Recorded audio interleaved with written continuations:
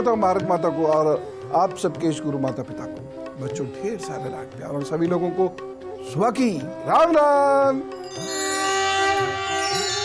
देखो बच्चों और बड़े भी सुने, आज गणेश जी की बात मैं आपसे करना चाहता हूँ। गृहस्थी को लेकर बहुत सारी समस्याएं और संकट हैं। आजकल आप देख ही रहे होंगे गृहस्थियों में संकट बढ़ते चले जा रहे हैं। ये सामान्यतः तीन प्रकार के होते हैं। एक तो स्वास्थ्य से संबंधित होता है, दूसरा वैचारिक मतभेद से संबंधित और तीसरा संसाधनों की कमी। ये आपके चाहे वो फाइनेंशियल रिसोर्सेज हो या कोई और, इसकी वजह से ग्रस्त में झंझट होता है, तारतम्यता नहीं बैठ पाती और अंततोगत्वा कलह शुरू होती है और कहीं कहीं तो ये कलह कानून तक पहुंच जाती है। इसीलिए आज इसे मजबूत करने की बात करेंगे।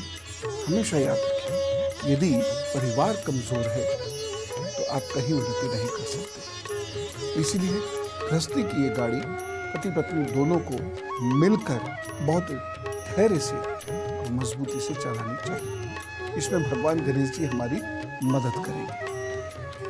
यदि घर में कोई ऐसा वास्तु दोष है कि घर में प्रवेश करने के बाद कुछ भी अच्छा नहीं हो रहा तथा बीमारी भी पीछा नहीं छोड़ रही और कुछ विशेष योजनाएं बिगड़ रही हैं, तो गणपति जी की प्रतिमा घर के उत्तर में स्थापित कीजिए, आपको लाभ जरूर होगा। पर गणपति जी की प्रतिमा में कुछ विशेष बातें ध्यान रखने वाली हैं। प्रतिमा हमेशा मिट्टी की हो या धातु की हो। मैं प्लास्टिक की प्रतिमा और पेरिस प्लास्टर की प्रतिमा की बात नहीं कर रहा हूं।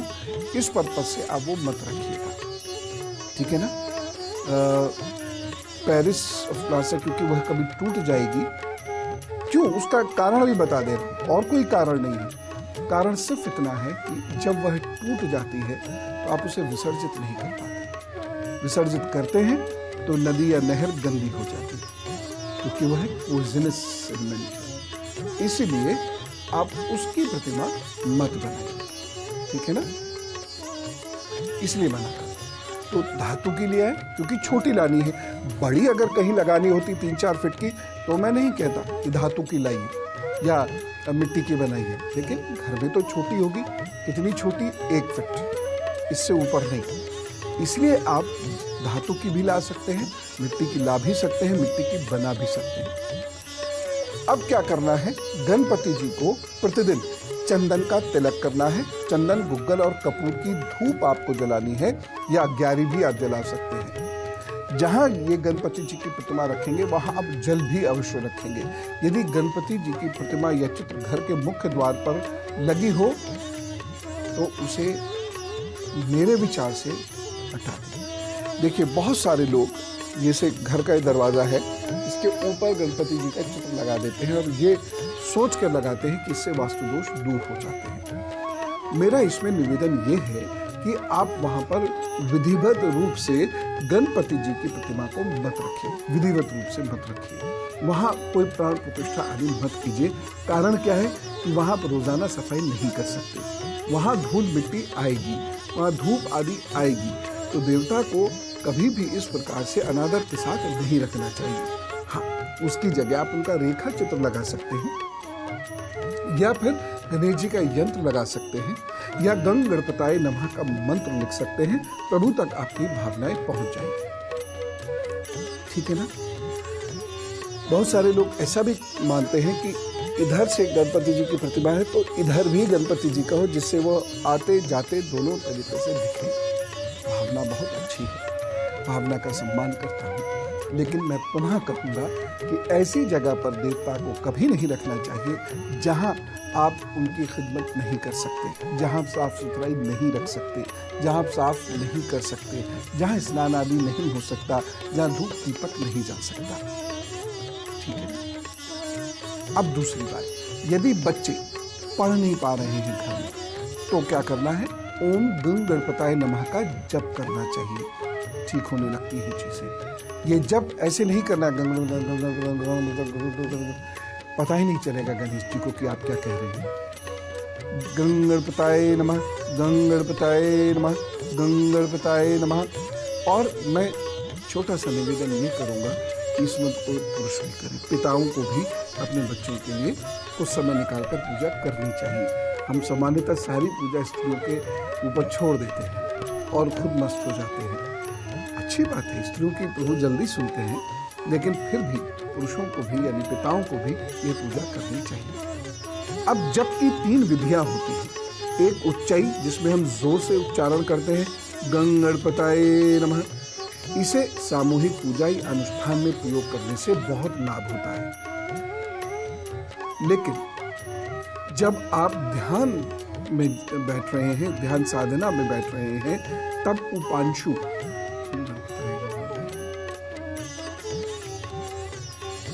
जिसमें होंठ चलते हैं, इस विधि को उपांशु कहते हैं या बुदबुदाते हुए जप करना कहा जाता है।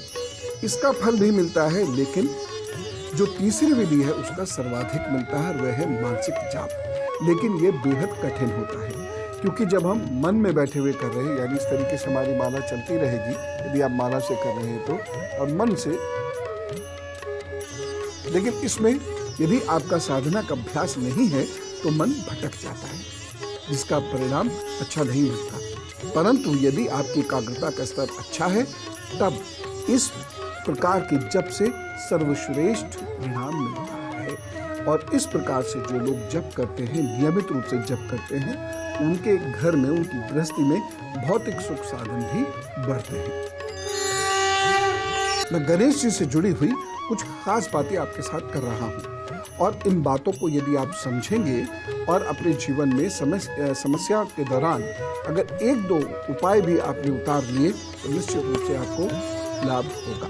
वैसे भी गणपति जी धरती पर समस्त भौतिक सुखों के स्वामी माने जाते हैं। इनका स्थान भी मूलाधार है और यही पृथ्वी तत्व की स्थिति हुई होती है। चतुराई भी गणेश जी के अधिकार में ही रहती है। गणेश जी का चूहा भी बहुत महत्वपूर्ण है। ये दुनिया की समस्त बुराइयों का प्रतीक है और इसीलिए समस्त बुराइयों पर गणेश जी विराजमान हो जाते हैं। यानी यदि आपके मन में कहीं कलेश कलुषता है तो गणपति की पूजा से वह शांति, निर्मलता, सौम्यता, धैर्य, शुद्धता, पवित्रता आपके मन में समा जाएगी। इस बात का ध्यान रखिए। भगवान गणेश जी की पूजा ग्रह दोषों का भी शमन करती है। देखिए, ग्रह यदि दोष उत्पन्न कर रहा है तो ये तय है कि परेशानियां होंगी, उनसे बचना बहुत कठिन होता है, लेकिन असंभव नहीं होता है। हाँ, हम उपाय करें। गणपति जी के कुछ उपाय ऐसे हैं जो आप करें तो फायदा होगा। हर देवी देवता के कुछ विशिष्ट जप आदि होते हैं, उससे लाभ होता है। हमारा मन कहीं दुर्गा जी के जप करने को करता है, किसी का मन शिव जी के, किसी का विष्णु जी के, तो गणपति जी के। इसलिए मैं आज आपको गणपति जी के जप बता रहा हूँ। गणपति जी की पूजा से मंगल, बुध, बृहस्पति और केतु, विशेष रूप से केतु शांत हो जाते हैं और प्रगति के रास्ते पर ले जाते हैं। चूंकि गणपति जी विघ्न नाशक हैं, अतः जीवन के प्रत्येक क्षेत्र में आने वाली बाधाएं गणपति अथर्वशीर्ष की पूजा से समाप्त की जा सकती हैं। इसे आपको थोड़ा सीखना पड़ेगा। 10-15 दिन लगाकर इसको सीखिए।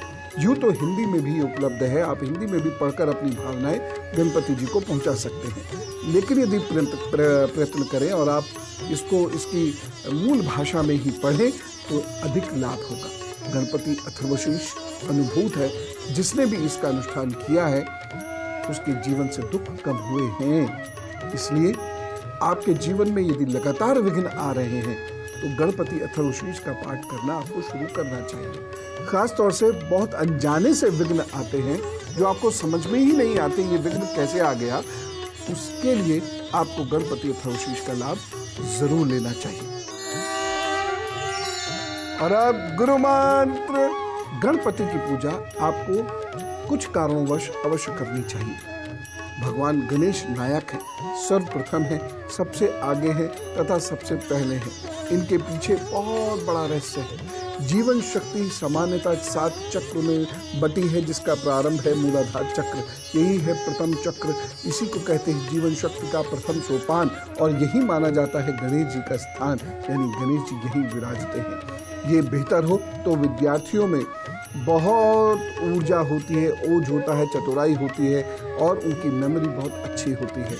3 जीवनदायिनी नाड़ियाँ यहीं से प्रारंभ होती हैं, जिन्हें हम कहते हैं इड़ा पिंगला और मध्यकोश सुषुम्ना। यही समस्त भाग्य और दुर्भाग्य का प्रारंभ का स्थान है और यहीं से स्वास्थ्य बनता भी है और बिगड़ता भी है। वात पित्त कफ आदि त्रिगुणा भी यही है, त्रिदोष भी यही है। यही है सूर्य और चंद्र का संतुलन। अतः गणेश जी का नियम से किया गया जप और ध्यान हमें न केवल निरोगी रखता है, हमारे मन और इंद्रियों को भी अच्छा रखता है। जब विद्यार्थी बहुत नर्वस हो रहे हो तो एक काम करना शुरू करें। सांस भर के ओम गणपताय नमः, ओम गणपताय नमः। बस भगवान गणेश जी से कहें कि मुझे बहुत अच्छे मार्क्स से पास होना है और जो मैं पढ़ रहा हूँ इसमें मैं एकाग्र रहूँ और जो मैं पढ़ लूँ वो मुझे तुरंत याद हो जाए। लिखना शुरू करें। लिखने की प्रैक्टिस बहुत ज़रूरी है। पढ़ने और याद करने के साथ साथ लिखना भी उतना ही ज़रूरी है। यदि आप 2 घंटे पढ़ते हैं और 2 घंटे याद करने में बिताते हैं तो कम से कम 2 घंटा लिखना ज़रूर चाहिए। लिखने वाले लोग ज़्यादा ब्रिलियंट हो जाते हैं। और गणेश जी भी लिखते थे।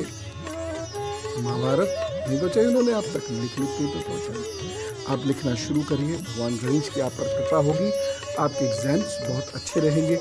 मैं रोज़ाना ही कुछ ना कुछ आपको टिप्स एग्जाम्स में सक्सेसफुल होने की देता रहूँगा। अभी चले, चलो आप खूब खुश रहना, खूब मेहनत से पढ़ाई लिखाई करना, अच्छे काम करना, अच्छी बातें करना। राम राम, नमस्कार।